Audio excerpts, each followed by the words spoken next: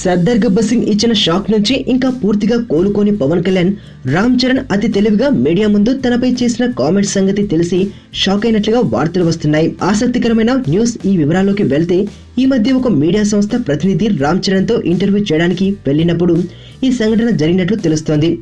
పవన్ 2019 ఎన్నికల్లో పోటీ చేస్తారని చెబుతున్నారు. మీరు ఆయనకు మద్దతిస్తారా అని ఆ మీడియా సంస్థ ప్రతినిధి రామ్ చరణ్ ను ఇరుకున పెట్టడానికి ప్రయత్నించాడట. అనుకోని ఈ ప్రశ్నకు షాక్ అయిన చరణ్ ఒక్క క్షణం ఆలోచించి అది తెలివిగా మద్దతు అంటే ఏమిటి అని ఎదురు ప్రశ్న వేయడమే కాకుండా తానెప్పుడూ అటువంటి పదం వినలేదని తెలివిగా సమాధానం చెప్పకుండా తప్పించుకున్నాడని తెలుస్తోంది. చరణ్ ఇచ్చిన ట్విస్ట్ కు షాక్ అయిన ఆ మీడియా ప్రతినిధి మెగా కుటుంబం ముందు తన తెలివితేటలు సరిపోలేదని ఆ ఇంటర్వ్యూ ముగిసిన తర్వాత తన స్నేహితులతో కామెంట్ చేసినట్లు టాక్ వినిపిస్తోంది.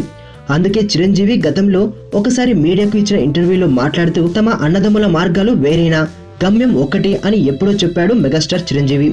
ఈ విషయాలు బాగా వంట పట్టించుకునే కాబోలు చరణ్ కూడా అప్పుడే తన మితిమీరిన తెలివితేటలను ప్రదర్శిస్తున్నాడు అనుకోవాలి. ఈ వార్తలు ఇలా ఉండగా పవన్ పైకి ఎంత డాంబికం ప్రదర్శిస్తున్నా ఈ సంవత్సరపు సూపర్ ఫ్లాప్ గా పేరు తెచ్చుకున్న సర్దార్ గబ్బర్ సింగ్ షాక్ నుంచి ఇంకా పూర్తిగా బయటకు రాలేదు అన్న వార్తలు వస్తున్నాయి. మరొక ఆశ్చర్యకరమైన విషయం ఏమిటంటే పవన్ సన్నిహితుడు త్రివిక్రమ్ సర్దార్ ఘన విజయం సాధించాలని, తనకు ఎంతో నమ్మకం ఉన్న సిద్ధాంతి చేత సర్దార్ ఘన విజయం సాధించాలని పూజలు చేయించడమే కాకుండా సర్దార్ స్పెషల్ షోకు అర్ధరాత్రి 12:50 ముహూర్తం పెట్టించిన ఆ ముహూర్తం కూడా సర్దార్ కు కలిసి రాకపోవడం త్రివిక్రమ్ కు కూడా షాక్ ఇచ్చినట్లుగా వార్తలు వస్తున్నాయి. ఏమైనా సర్దార్ షాక్ నుంచి తేరుకోవడానికి పవన్ కు మరికొన్ని రోజులు పట్టే అవకాశం ఉంది.